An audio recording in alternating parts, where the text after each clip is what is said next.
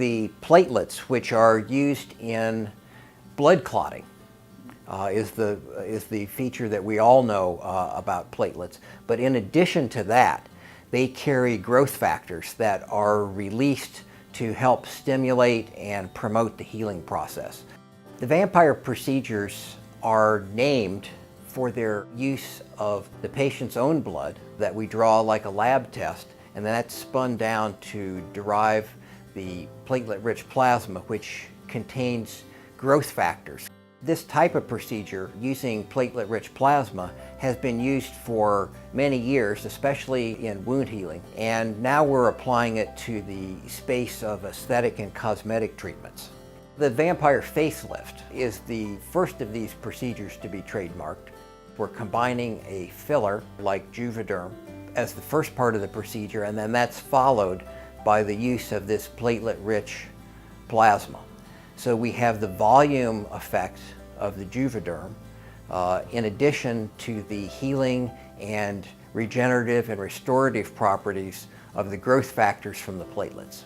The next procedure is the Vampire Facial, which is combining the growth factors from the platelet-rich plasma with microneedling. Microneedling is the use of what's called a micropen or a dermapen on the skin. The platelet-rich plasma is then absorbed through these little pinholes in the skin, which are not deep, and it's not painful to have this done. But this requires nothing to be done under the skin. The platelet-rich plasma is placed on top of the skin and soaks in from the top. So this is a procedure that can be repeated more often and has more of an effect on the surface of the skin rather than the tissue under the skin like the Vampire Facelift does. So we find that they're complementary. In addition to using the procedures that we have on the face, it's been now developed that using these growth factors in feminine areas to improve female sexual response and to treat urinary incontinence has been very successful. We have a companion treatment for men as well, which is a treatment for erectile dysfunction.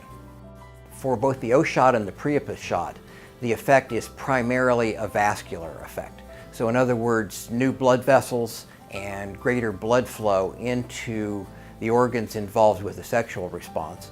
It helps sex be more enjoyable.